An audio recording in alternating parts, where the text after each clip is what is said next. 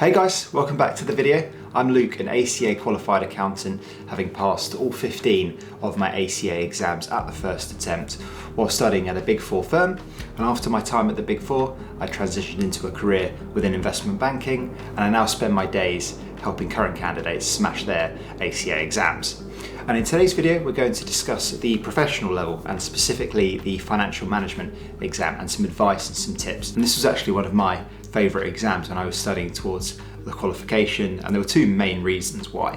One, the content felt generally quite interesting. I really enjoyed studying towards it, and I found it quite engaging and highly relevant to my day job. That was the first reason. The second reason was because the exam is very well structured. It's split into three distinct and predictable sections, which always come up in every single exam. You've got your MPV and discounted cash flow question, you've got your hedging, and you've got your company valuation and financial structure. So it's a very predictable exam in terms of you know pretty much what's going to come up every time in every exam. So it's great, so it can really help you prepare and focus on the key areas. And in my opinion, that predictability makes it a far less stressful experience getting prepared for this exam than the likes of preparing for FAR or tax compliance or BPT, where really you've got no idea what's going to come up and how it's going to be tested. In FM, you've got a pretty good grasp of exactly what's going to come up and how it's going to be examined, which I think really helps. In this video, I'm going to run through some tips and some advice to help focus your revision and study strategy and hopefully make you feel much more confident walking into the financial management exam on exam day. So let's get started. So my first piece of advice when it comes to preparing for the financial management exam is practice. Because you know exactly what's going to come up in the financial management exam, you know exactly what order it's going to come in, how it's going to be examined, practicing past papers is going to be your best friend here. Practice these three questions as many times as you possibly can so you just feel as comfortable as possible with all of the different ways that the examiner could test you. If we quickly run through the three sections, MPV, but this is definitely going to come up. You are going to be asked to produce a discounted cash flow in one format or another. So you need to go through the question bank and do 10, 15, 20 practice questions. Do as many questions as you need to feel confident and competent with the mechanics of a discounted cash flow computation. The second thing is hedging. This always comes up in every single exam as well. It's usually presented in a standard format. It includes lots of small, tricky calculations. So again, repetition is key. Question practice will help give you as much exposure as possible to the different types of hedging questions that you could face and the way that the ICAEW can test it. And third is company valuation. So I would say this is the most variable question of the three. Often you can be asked something about the weighted average cost of capital, or to run a company valuation using, say, multiples, or something about shareholder theory. So again, do a mix of practice questions and mock exams to see the different topics that the ICAEW could test you on when it comes to this section. Again, this is the most variable, so this is the one you can prepare for least, but you will get a decent gauge as to what the ICAEW will and will not test based on the questions in the question bank. So yeah, the question bank is really going to be your ally when it comes to preparation for the FM exam. Focus your efforts on getting really comfortable with the MPV calculation and the hedging questions, because they come up in pretty much the exact same format every single time.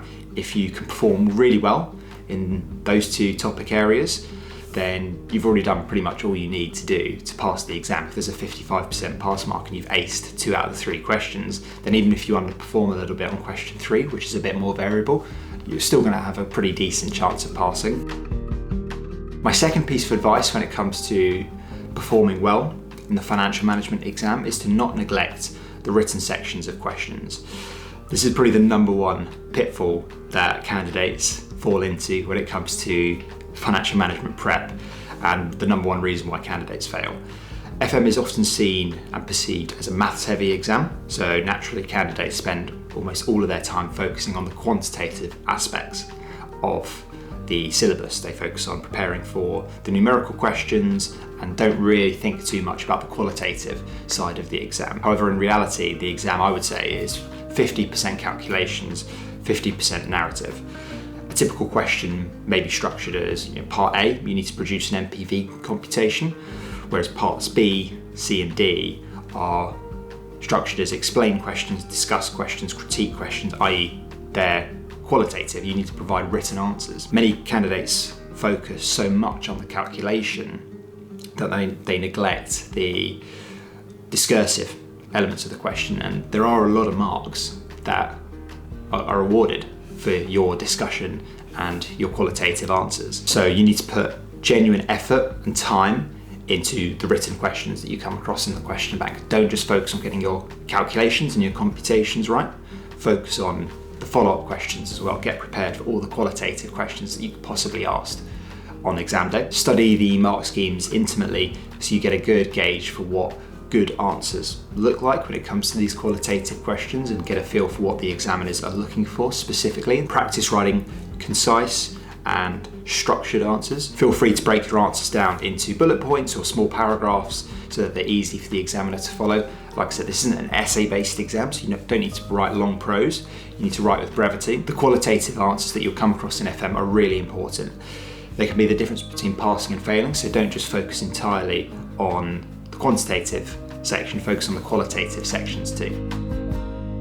My third piece of advice when it comes to performing well in financial management is to not go on autopilot mode. So you've done tons of question practice, you've done about 30 NPV computations before you've walked into the FM exam, great. But don't let that lead you to rush through the real exam. Take time to read the requirement properly, 2 or 3 times over if you need to. There are up to 15 to 20 marks for your NPV computations. You can't afford to mess this question up by missing a small point or a little bit of nuance in the question, which is different to what you've seen in the question bank. Think, are the cash flows at the start of the year, or do they arrive at the end of the year? Is there any kind of trick in the discount rate? Have I been given a nominal or a real discount rate? Are any of the cash flows irrelevant? Are there any sunk costs that I've been presented with?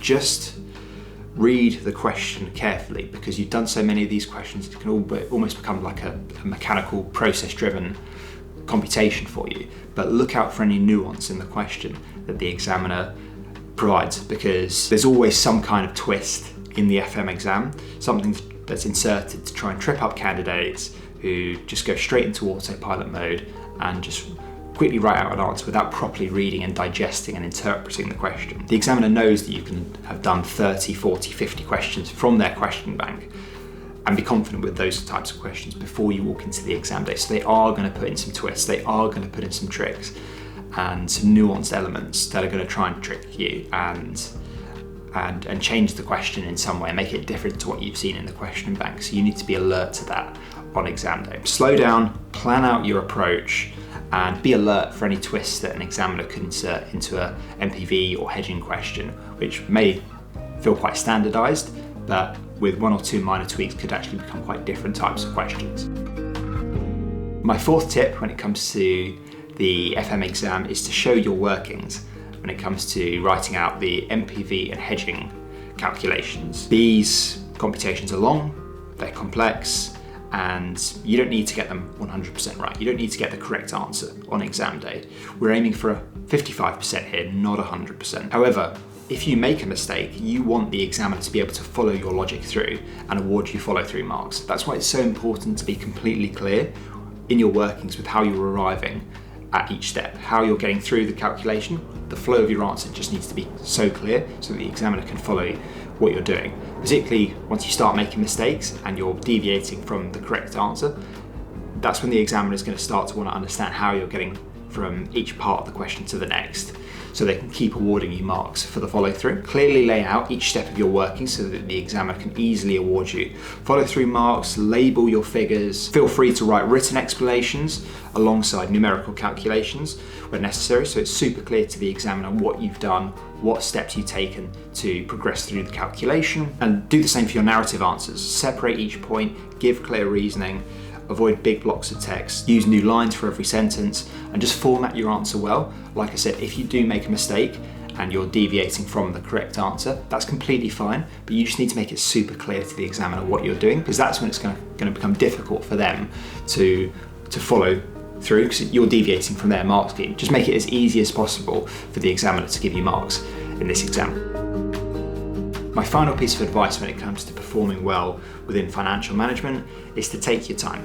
This is not a super time pressured exam, particularly when you compare it to other professional level papers like FAR, BPT, so you don't need to rush through this exam.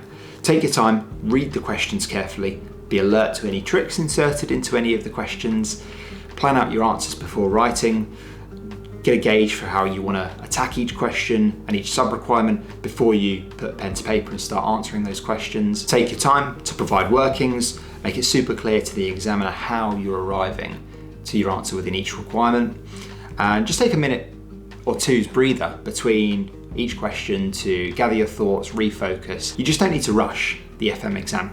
Keep calm, relax, read through everything properly, and avoid any silly mistakes because there are quite a few long form calculations and computations that you need to do. It's quite easy to deviate from the path. So just take your time to make sure you've not done anything silly, you've fully understood and have interpreted the question and you're addressing it in the right way. One little bonus tip when it comes to financial management that I would definitely recommend thinking about is if you can, I would study financial management and business strategy and technology together. So these are two professional level exams and there's a lot of overlap between FM and BST. So if you're on a training scheme and have the option, or if you're studying independently and you've got the time to do so, I would definitely recommend you study FM and BST together. BST is the more qualitative exam and FM is the more quantitative exam, but they overlap in terms of the topic areas that they're testing. I studied them together and found it really helpful because they complement each other nicely. So yeah, if you have the opportunity to study FM with another exam, I would definitely recommend you pair it with BST. Cool, so that's everything. To conclude, if you want to do well in the FM exam, practice the predictable topics, get really comfortable with your MPVs and your hedging computations, know them like the back of your hand. Don't neglect the narrative questions. There's a lot of qualitative questions that you will be presented with in this exam, so don't just be an expert on the quantitative sections, get competent with the qualitative sections too. Stay sharp in the exam, don't pivot to autopilot mode, be alert to any tricks or nuance in questions that you could face. Show your workings clearly, so if you do make any mistakes and you do deviate from the path, the examiner can still award you follow-through marks. And finally, take your time. This exam is not super time pressured. It's not a sprint like a BPT or a FAR. You've got time to take a breather, read the question 2-3 times over, read your answer back at the end. So yeah, don't whiz through this exam, you've got time. Cool, if the video is helpful, please smash the like button and consider subscribing. I'm making tons of videos about the ACA qualification, so it'd be great to have you on board for this journey. If you've got any comments or questions, please feel free to fire them off down below. And if you've got the FM exam coming up, I wish you the best of luck for it. You're going to absolutely smash it. And I'll see you guys in the next video.